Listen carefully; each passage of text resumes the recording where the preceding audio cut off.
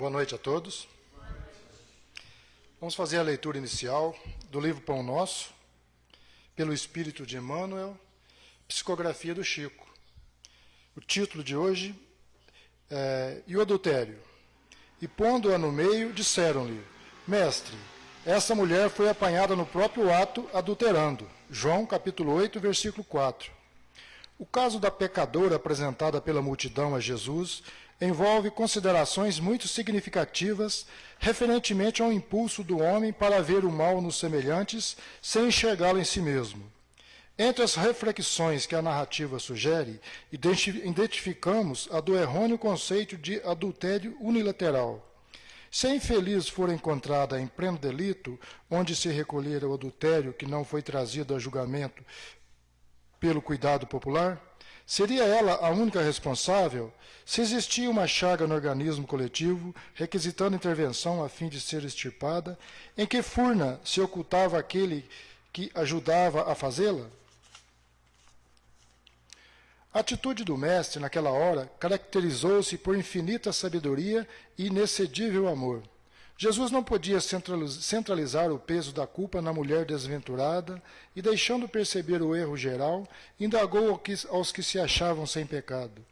O grande e espontâneo silêncio que então se fez constituiu resposta para eloquente que qualquer declaração verbal. Ao lado da mulher adúltera permaneciam também os homens pervertidos que se retiraram envergonhados. O homem e a mulher surgem no mundo com tarefas específicas que se integram, contudo, num trabalho essencialmente uno, dentro do plano da evolução universal. No capítulo das experiências inferiores, um não cai sem o outro, porque a ambos foi concedido igual ensejo de santificar. Se as mulheres desviadas da elevada missão que lhes cabe, prosseguem sob triste destaque no caminho social, é que os adúlteros continuam ausentes na hora do juízo, tanto quanto no momento da célebre sugestão de Jesus. Muita paz a todos.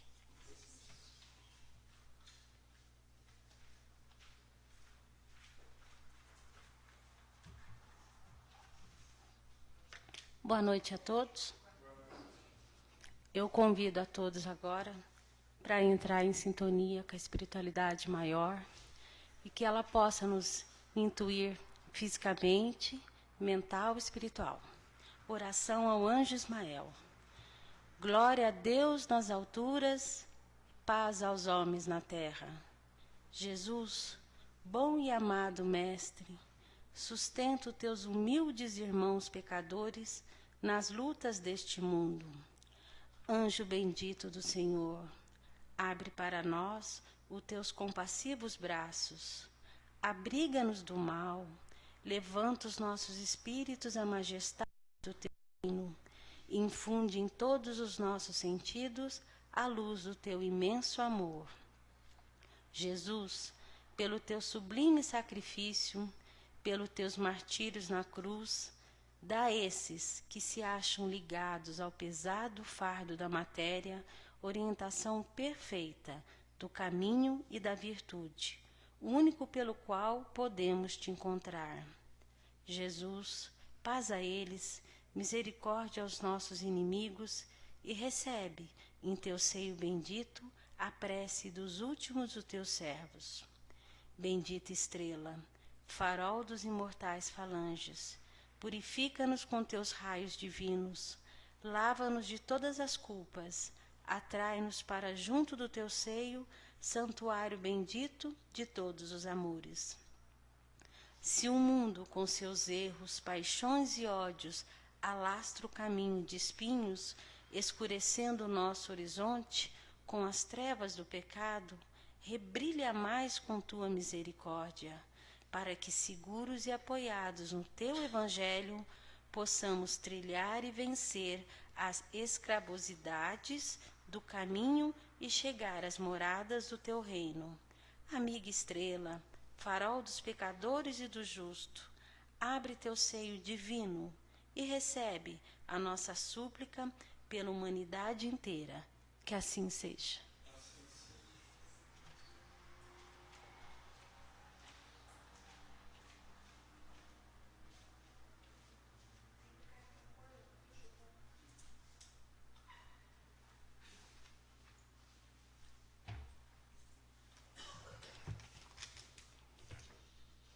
Que Jesus nos abençoe a todos, agora e sempre. Em primeiro lugar, queria dizer como é gostoso estar aqui no União Fraternal, nesta reunião de sexta-feira. Toda vez que eu estou aqui, eu me sinto numa paz muito grande, esse carinho gostoso da Soneira, do Moraes, de todos os companheiros, enfim, que eu sempre reencontro aqui, me deixam muito bem. E eu confesso também que eu costumo sentir e perceber a presença dos amigos espirituais dessa casa, Sr. Raul Cury, Sr. Djalma Ferreira, e a gente se sente realmente em casa. E eu acho que o Espiritismo tinha que ser assim, né? Deve ser assim. Não obstante a seriedade que a doutrina propõe na nossa renovação íntima, ela deve ser uma coisa também terna, gostosa, amiga, onde a gente se sinta sempre como se estivesse na cozinha de casa, junto com os melhores amigos, comendo aquele café com pão de queijo gostoso e feliz de estar entre os amigos, os encarnados e os desencarnados. Por isso, desde já, muito obrigado a todos e que Jesus nos abençoe. No dia 18 de abril de 1857, vinha a lume o Livro dos Espíritos. Começava ali um marco da mudança de era na humanidade inteira. Kardec trazia uma proposta fenomenal, um estudo claro, lógico, científico, filosófico e religioso da doutrina dos Espíritos. Um patamar inicial que propunha a todos aqueles que se interessassem pelo espiritualismo moderno a estudar essa doutrina. E uma vez estudando, perceber as verdades que ela encerrava, para assim ter a base íntima para a sua renovação. Mas a grande maioria de nós talvez soframos de uma doença chamada superficialidade. Temos a tendência, talvez, pelos anos de doutrina católica, de outras encarnações, talvez pelos anos do protestantismo, de outras vidas, não querendo fazer aqui crítica a nenhuma outra religião, mas entendendo que a proposta espírita é um tanto diferente. Nós percebemos que muitos de nós ainda traz essas tendências de esperar no espiritismo algo místico, algo mágico, aquela tendência em vir na religião, na casa religiosa, para cumprir um ritual sagrado, um ritual social, um ritual que muitas vezes satisfaz muito mais a nossa consciência no sentido de achar que cumprindo determinado rito, de estabelecendo determinado compromisso, nós estaremos aptos a livrar das mazelas que o mundo propõe. Como em outras religiões, aquele ato de tomar a hóstia e sentir-se automaticamente purificado, ou de estar na frente de determinado líder religioso e receber dele o sacramento, nós nos sentimos como que realizados. Voltamos a dizer que não trazemos aqui nenhuma crítica, só queremos colocar no nosso entendimento a proposta espírita, que vai um tanto mais além, que pede um pouco mais de empenho de cada um de nós, para satisfazer a sociedade, para satisfazer o líder religioso, o presidente da casa espírita, o líder do nosso grupo de estudo? Categoricamente não. Para nossa satisfação pessoal de busca da felicidade. Entender a proposta espírita como sendo uma proposta de autorrealização pessoal, encontrando o caminho cada um de nós mesmos para ser feliz. Saber e entender que, não obstante o princípio do passe e da água fluidificada, são benefícios inegáveis que nos tocam a todos, Não é simplesmente isso que devemos buscar nas casas espíritas, nas reuniões espíritas. O estudo metódico, categórico dessa obra, que foi lançada por Kardec, talvez deve ser levado um tanto mais a sério por cada um de nós. Eu confesso a vocês que em determinada época da minha vida, eu que tive a grande honra, se podemos chamar assim, ou talvez a grande responsabilidade, e aí eu tenho certeza que eu devo chamar assim, de ter nascido num lar espírita, pai e mãe espírita, que me instruíram no espiritismo desde a evangelização infantil em tenra idade, passando pelos processos de pré-mocidade e mocidade. Em determinado momento da minha vida, eu levava o espiritismo nessa total superficialidade. Eu adorava os princípios espíritas que eu ouvia de alguns palestrantes que conversavam com meu pai no meu lar, e de alguns livros, alguns romances espíritas, que na época faziam muito sucesso já entre a juventude, e eu lia alguns e me empolgava, mas fazia muito pouco de conhecer a doutrina profundamente, e menos ainda de me reformar moralmente. E aí é lógico, a vida, no caminho natural que traz a cada um de nós, vez por outra, vem com um chamado mais profundo para o entendimento. E esses chamados são de N fatores, de N modos. Muitos deles são bons, através dos livros, como eu mesmo passei por eles.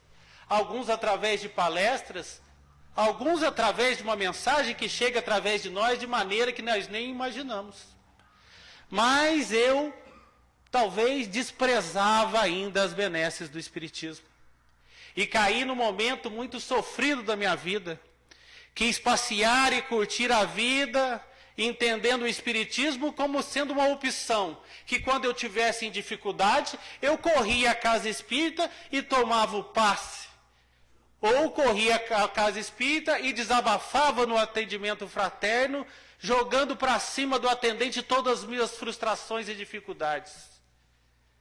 Não que isso não tenha valor, tem muito valor. O atendimento fraterno pode salvar vidas. O passe reorganiza o campo bioenergético de cada um de nós, trazendo reestabelecimento, reorganização, que pode nos ser extremamente valoroso, para nós então nos reerguermos no nosso princípio psicológico e espiritual e caminharmos então. Mas eu, naquele momento, achava que ia viver nesse processo mágico. A dor batia, eu ia e corria, e tomava o passe, ficava alguns dias um pouco melhor, rezava um pouquinho diferente, pensava estar num contato um pouco mais contundente com os mentores espirituais, para logo dali a pouco tempo esquecer o livro dos Espíritos, esquecer o Evangelho e voltar para o mundão, curtindo tudo que tinha direito. Também não estamos aqui querendo ditar nenhuma linha de conduta, porque temos a plena consciência que cada um estabelece para si mesmo o que é certo, o que é errado. O que nós gostaríamos de dizer é que a proposta da doutrina espírita é um pouco mais séria. Nós gostemos disso ou não, eu tenho certeza que uma vez conhecendo a consolação maravilhosa que esse livro dos Espíritos traz, nós também angariamos naturalmente e automaticamente um tanto quanto de responsabilidade. E eu me lembro que naquela época eu sofri um tanto mais, por volta dos 27, 28 anos de idade. Eu estava um tanto quanto meio desconexo com as realidades espirituais, realmente atrás de dinheiro e curtição, valorizando o material que me cercava acima do espiritual que eu já conhecia. Mesmo já entendendo que a mediunidade era um princípio que me tocava, eu preferia me vangloriar nas curtições naturais da vida. E a dor me bateu à porta naturalmente. Frustrações, medo, angústia, veio fruto das ocasiões geradas por mim mesmo, Não posso me queixar, eu, em hora nenhuma, de estar já ressarcindo atos da encarnação passada. Porque tudo que hoje foi fruto dos meus próprios atos, desconexos com as realidades espirituais que eu já conhecia. Como está no Evangelho segundo o Espiritismo, no capítulo 5, Bem-aventurados os aflitos, naquele item que ele fala, causa atuais das aflições. Muitos de nós, ainda grosso dos sofrimentos que passamos, ainda não é ressarcimento das dívidas do passado, mas uma reorganização das dificuldades que geramos por nós mesmos. E se levarmos em conta que uma pessoa conhecedora da doutrina espírita, tendo à mão um manancial de informações, que é a doutrina espírita, e continuar nesse processo, está categoricamente jogando fora uma encarnação que poderia ser extremamente dadivosa e proveitosa para cada um. Não estamos aqui também querendo pregar o princípio do puritanismo, ser certinho, pegar uma Bíblia, andar debaixo do braço, fugir de todos os lugares da sociedade, porque não é isso a proposta. A proposta é realmente o relacionamento de uns para com os outros, mas baseado nas propostas que o Espiritismo nos traz para nos reavaliarmos constantemente e aí então crescermos para a nossa própria ascensão e felicidade. E meu pai, um dia, nesse momento de angústia, onde a dor estava um tanto quanto mais doída, e eu fui atrás daquele colo de mãe, aquele colo de pai, que é tão benéfico nos momentos de dificuldade. Meu pai, como todas as vezes, me agasalhou num abraço, passou a mão carinhosamente nos meus cabelos, e eu esperava que ele ia falar alguma coisa que me consolasse. Não, meu filho, você está certo, o mundo é difícil mesmo, as coisas são complicadas, mas teu pai está aqui. Eu sinceramente esperava essas palavras do meu genitor, que sempre teve um amor extremado por todos os seus filhos. Mas conhecedor da doutrina como ele é, praticante da doutrina que ele já era, naquele momento, talvez inspirado pela espiritualidade maior, ele me falou uma frase que me cala fundo até os dias de hoje no meu coração. E ele então me disse, o dia que você parar de usar o Espiritismo e começar então a viver o Espiritismo, talvez você encontre em si mesmo as forças e as respostas para tudo que agora te angustia. Aquele momento, não obstante ser um momento de choque, foi crucial para a minha encarnação atual. Porque no primeiro momento parece que me veio um ímpeto de raiva para com meu genitor. Porque ele me jogara na cara que eu não usava os conhecimentos espíritas em benefício próprio. Não da maneira real que a doutrina espírita propõe, mas usava os conhecimentos espíritas para satisfação pessoal, egóica, dos meus gozos terrenos. Aquilo me marcou demais, no meu primeiro momento foi de choque, e eu vim entender que a consolação da doutrina espírita, na verdade, é muito mais profunda do que eu tinha entendido até então. Que eu poderia encontrar satisfação e felicidade muito mais ampla do que eu tinha entendido até então. Que a proposta do estudo do Espiritismo, que o Espírito da Verdade faz, num dos capítulos mais belos, ao meu entender, do Evangelho segundo o Espiritismo, que é o capítulo 6, o Cristo Consolador, onde 6 itens do Espírito da Verdade vêm nos colocar os princípios espirituais de Jesus, reavivados no Espiritismo, com um ênfase tão maravilhoso que pode nos levar às lágrimas.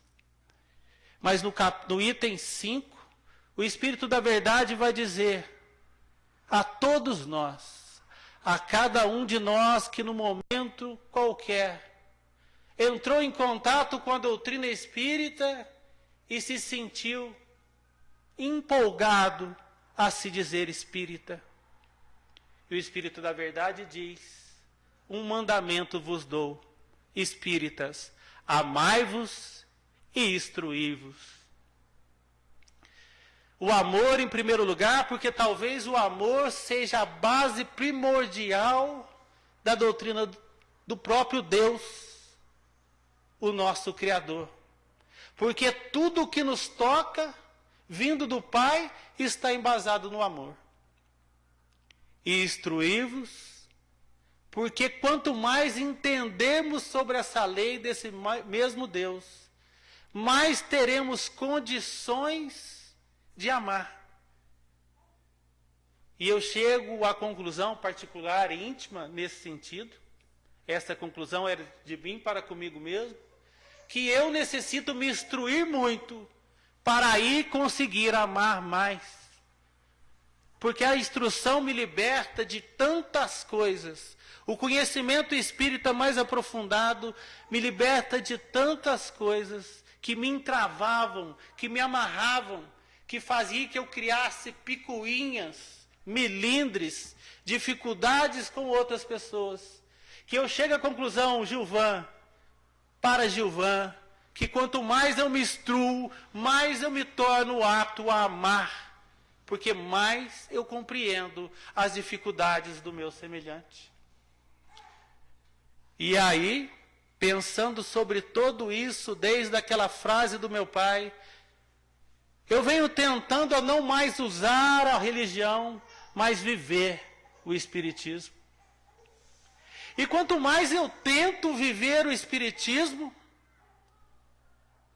tentando me reformar intimamente, eu vou estudando o livro dos Espíritos e cheguei a uma conclusão também, que eu já ouvi de outras pessoas até acerca de outras doutrinas. Mas sobre o Espiritismo eu tive a certeza lógica e clara que o Espiritismo, com todas as informações que o Livro dos Espíritos traz, é como se fosse o mais maravilhoso banquete.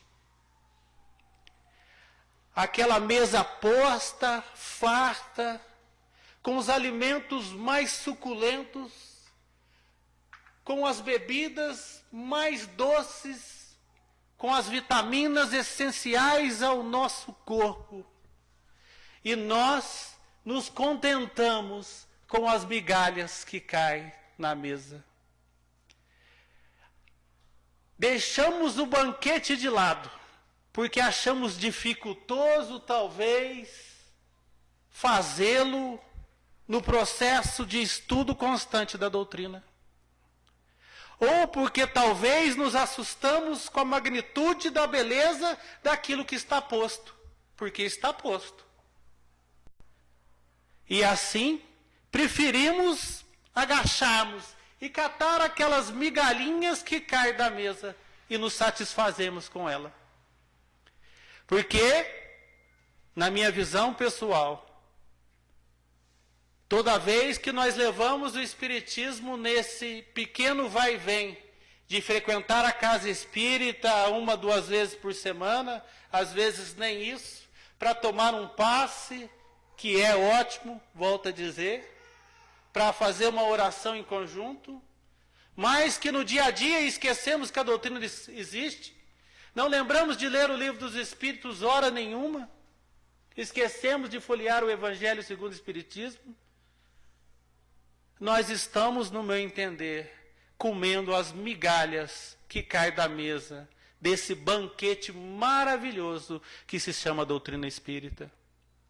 Porque quanto mais nós nos adentramos na doutrina espírita, no serviço, no trabalho, sendo servidor como presidente de casa, como dirigente de casa, ou como aquele que vem fazer uma pequena palestra, que faz uma leitura, a gente começa a se alimentar dessas vitaminas que esse banquete tem.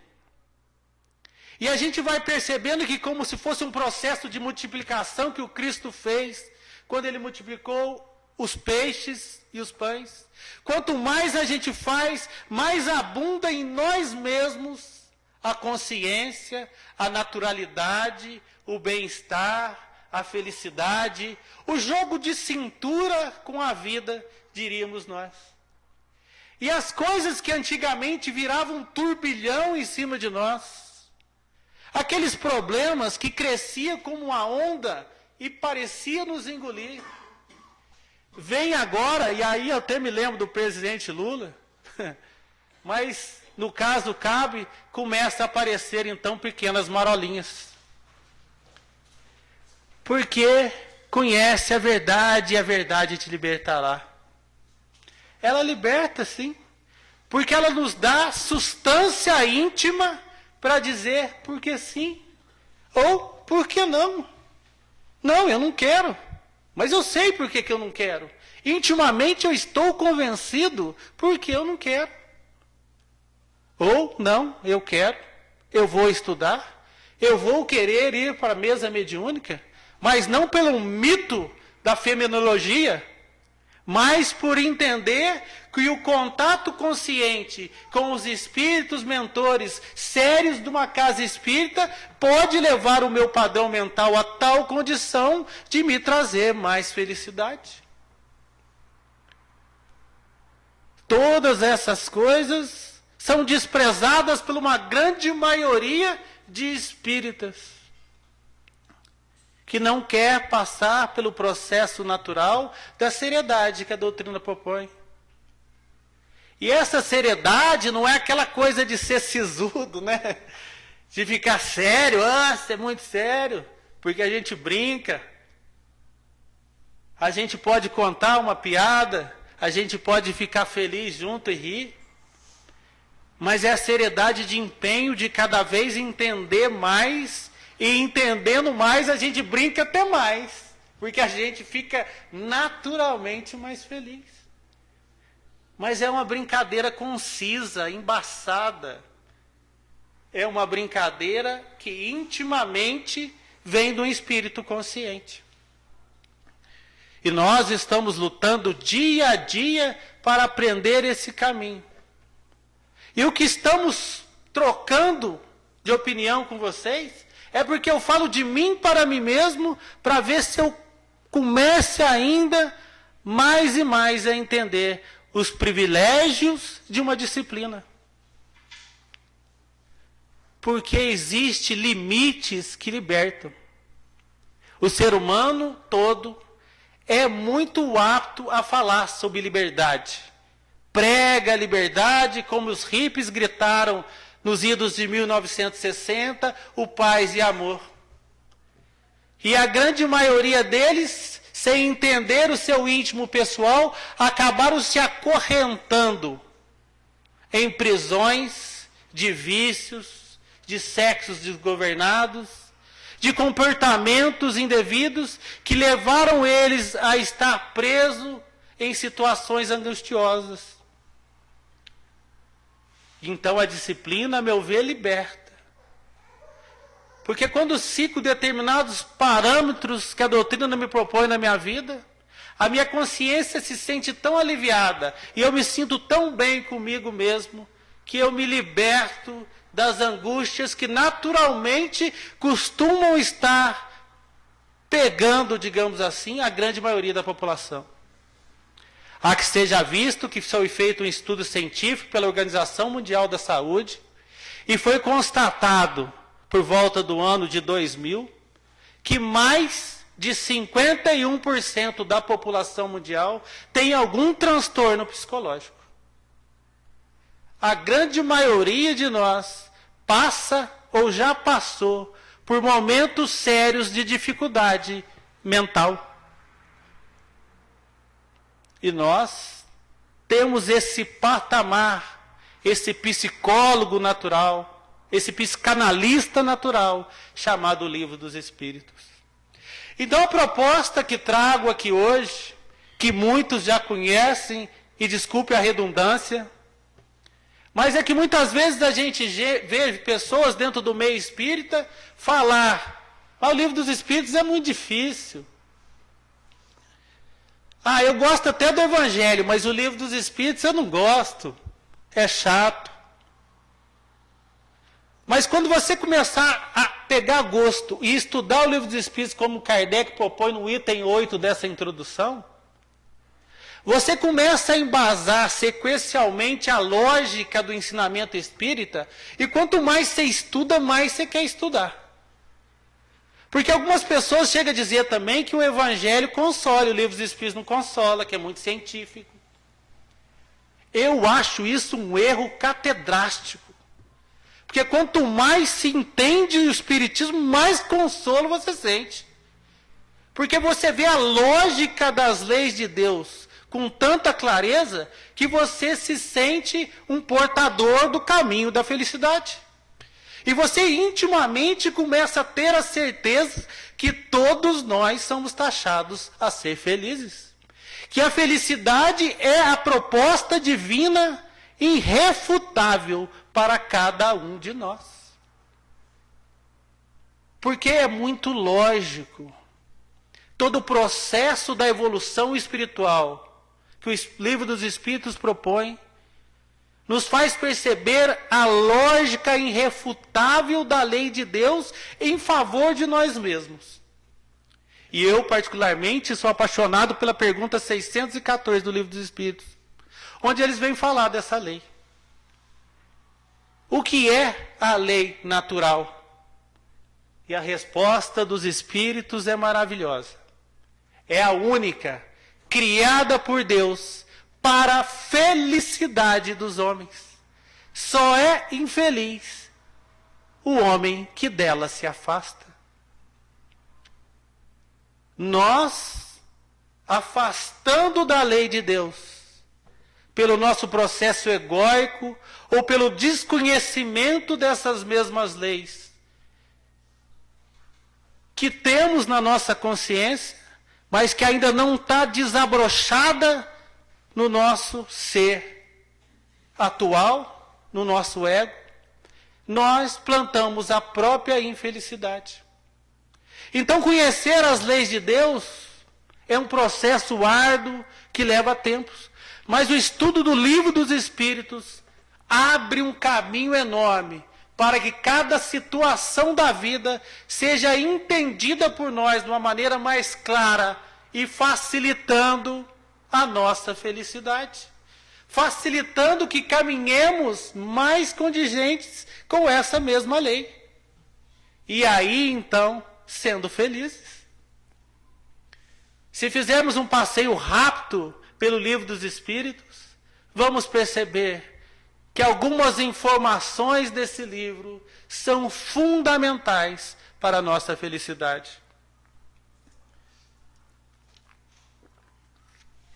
Na introdução, Kardec já começa nos mostrando o modo de estudar o livro.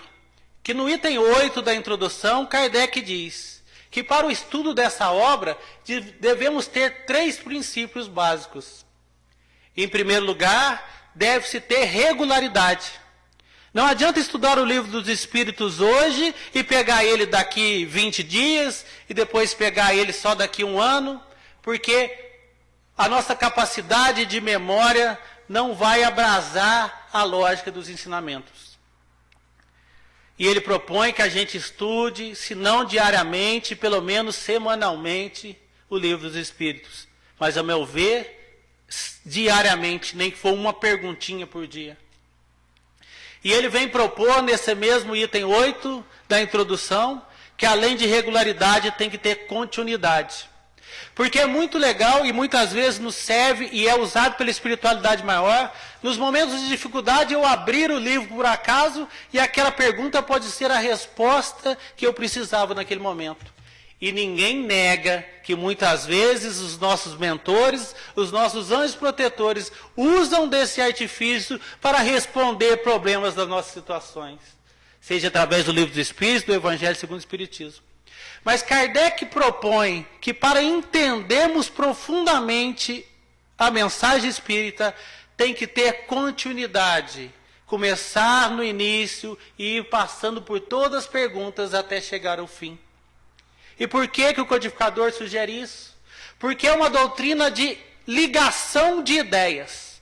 Você vai ligando uma ideia na outra, e a primeira embasa a segunda, que embasa a terceira, que embasa a quarta, e você começa a fazer ilações de uma ideia para a outra. E a lógica vai crescendo forte dentro de si, porque tem um embasamento. E a terceira coisa que Kardec nos pede é simplesmente o recolhimento. Que tenhamos concentração quando lê o livro. Porque muitos de nós começam a ler, e é uma tendência do ser humano, então temos que treinar, porque é natural. Porque eu começo a ler o livro e rapidamente eu estou lendo a pergunta e estou lendo a resposta, e meu pensamento está assim, mas a Rosana não veio aqui, o que será que ela está fazendo? Será que realmente ela foi onde ela falou que foi? E a cabecinha vai, né? Então ele pede que nós concentremos no que nós estamos lendo, porque aí nós retemos a informação realmente. É o exercício que temos que treinar. E aí nós começamos então, vamos fazer um rápido passeio sobre o Livro dos Espíritos. E rapidamente vamos perceber o tanto que ele consola. Porque já na pergunta 1, Kardec pergunta o que é Deus? E os Espíritos vão responder: inteligência suprema, causa primária de todas as coisas. E nós então temos a certeza que não estamos no mundo ao léu, ao Deus dará, mas uma inteligência suprema coordena todas as nossas atividades, não obstante respeitar nosso livre-arbítrio. Estamos bem conduzidos. O capitão dessa nau é o melhor dos capitães que poderíamos imaginar. Nós vamos avançar, porque o nosso tempo não daria. Na pergunta 115, Kardec vai perguntar a condição que nós somos criados, e os Espíritos respondem: simples e ignorantes. Colocando em nós a condição de humildade que temos que ter. Colocando que todos nós não somos mais nem menos do que nenhum de outro. Aquele que hoje está em situação diferenciada é porque necessita daquela situação, ou que já galgou degraus que ainda não alcançamos. Mas o princípio inicial de todos nós é o mesmo. Ninguém tem defeito de fábrica. Ninguém aqui não está com todas as condições para ser feliz. E aí ele vai nos informando mais, na pergunta 459, ele vai falar da influência do mundo espiritual sobre nossas vidas. Porque é uma coisa que talvez devêssemos prestar muito mais atenção do que pensamos. Pergunta na pergunta 459 da influência dos Espíritos em nossas vidas. E eles respondem que é muito mais do que nós imaginamos, que de ordinário é ele que nos dirige. Orar, tentar sintonizar com bons espíritos é a proposta, então. O pensamento positivo faz com que nos liguemos com espíritos que pensam positivo. O pensamento de caridade atrai para o nosso lado os espíritos que querem a caridade. Entendendo isso, caminhamos melhor com a lei para ser feliz.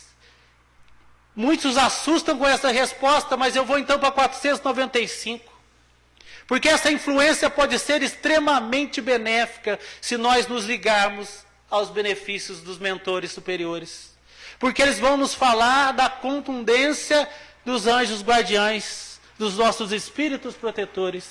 E é lindíssima a resposta de São Luís e Santo Agostinho, quando nos assevera que todos nós temos um espírito protetor que vela por nós, desde o momento da concepção até o nosso desencarne e até adiante no mundo espiritual. Estamos constantemente protegidos, desde que no processo de oração, de meditação, nos liguemos a Ele. E nós continuamos avançando, passamos pela 614, que eu já falei, da lei divina. E na 621 eles vão nos dizer que essa lei está na nossa consciência. E quando nós observamos, quando ele vai falar dos 3 reinos, um pouquinho antes, nas perguntas 605 a 610, 618, 619, ele nos conta que nós já passamos pelos 3 reinos, mineral, vegetal e animal. E eu acho isso belíssimo, que nós vamos entender então como essa consciência está. A lei, está na nossa consciência. Não foi um processo mágico, tá aí. Não, é a vivência, o período em todas as etapas da vida que faz com que nós agasalhemos naturalmente a lei de Deus em nossa consciência. Na 625, a pergunta mais importante, a meu ver, e com a resposta mais longa de todo o livro dos Espíritos, porque ele nos pergunta qual será o guia e modelo para a nossa ascensão espiritual, em quem devemos basear, em quem devemos seguir. E a resposta é enorme. Eles dizem Jesus. E eu afirmo, sem brincadeira, que é a maior resposta do livro dos Espíritos. Porque mesmo sendo uma só palavra, traz uma grandiosidade tão forte que nos comove. Porque a vida de Jesus, os seus ensinamentos e os seus exemplos é o caminho da nossa felicidade. Entendendo cada um de nós que não viveremos de um dia para o outro, mas nos veremos no Cristo, nos basearemos no Cristo e teremos o nosso ideal do Cristo para que sejamos cada vez mais felizes. Na pergunta 642, essa é forte. Eu vou andar um pouquinho mais rápido, porque o nosso tempo está terminando. Mas eles perguntam que bastará o homem não fazer o mal para agradar a Deus? Ou seja, é só não fazer o mal para você estar dentro dessa lei que a 614 fala? E eles respondem que não.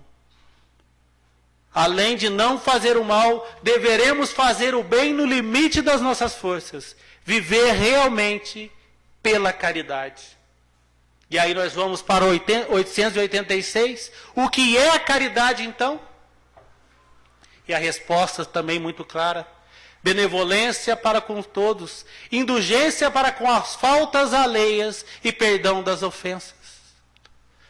Mas perguntaríamos então, será que eu pratico ou não pratico caridade? Será que eu sou bom ou não? Como é que fica? E nós damos um salto para a pergunta 919. Que é categoricamente importante no movimento espírita. Aquela tão famosa resposta de Santo Agostinho, para quem já está na doutrina. O autoconhecimento, que foi pregada desde a Grécia Antiga, e tão pouco praticado até os dias de hoje. Por que temos tanta dificuldade de procurar nos conhecer? E esse talvez seja um dos maiores fundamentos para nos encaixarmos com essa lei de Deus. Perguntarmos diariamente o que eu fiz de bom, o que me magoou.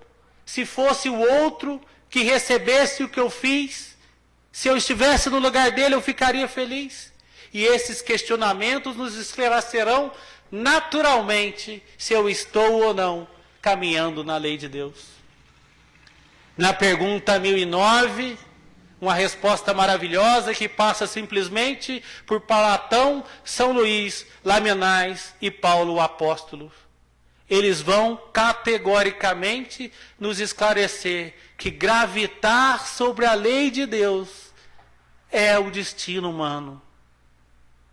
E quanto mais nos ligarmos a ela, mais felizes seremos, mais melhor. Ele nos diz que as penas eternas, os suplícios eternos não existem. Como está lá nas perguntas de número 166 a 222, a reencarnação é a misericórdia de Deus para cada um de nós. Estamos aptos a ser felizes. Passamos momentos de dificuldade, mas sempre teremos a oportunidade de ressurgir em felicidade. Na conclusão do livro, São Luís vai dizer que já passamos milhares de anos brigando um com os outros em nome do Cristo, falando em nome do Cristo e vivendo fora dos preceitos do Cristo, que já é hora, segundo São Luís, de atentarmos para o patamar da felicidade que nos cabe e lutar para conseguirmos intimamente, porque aí, naturalmente, exteriormente, seremos felizes. Estudar o livro dos Espíritos é uma proposta maravilhosa. E se estudarmos, talvez, mais rapidamente, conheceremos a outra face da vida. Como nos canta os espíritos superiores através de Teresinha de Oliveira, no momento de inspiração sublime. Já não sei mais viver da vida a negra face, plena de mágoa e dor, cheia de ais e prantos. Busquei a oculta face e ela me revelasse, e logrei desvendar todos os seus encantos. Mas para que assim feliz eu alcançasse, ver a face de luz livre de negros mantos, e a terra da ventura houvesse livre passe, jurei fiel, jamais trair-lhe os fins mais santos. E vi então a face oculta e deslumbrante, que sob o véu da dor e o sal do pranto existe, e tendo-a visto, não sei mais o que é ser triste. Chore e descreia quem não viu sua face amada, eu que porém a vi, ó vida bela e abençoada, deixe sua glória exalte e de esplendor eu cante, glória a Deus nas alturas, paz na terra, boa vontade para com todas as criaturas. Que Jesus nos abençoe.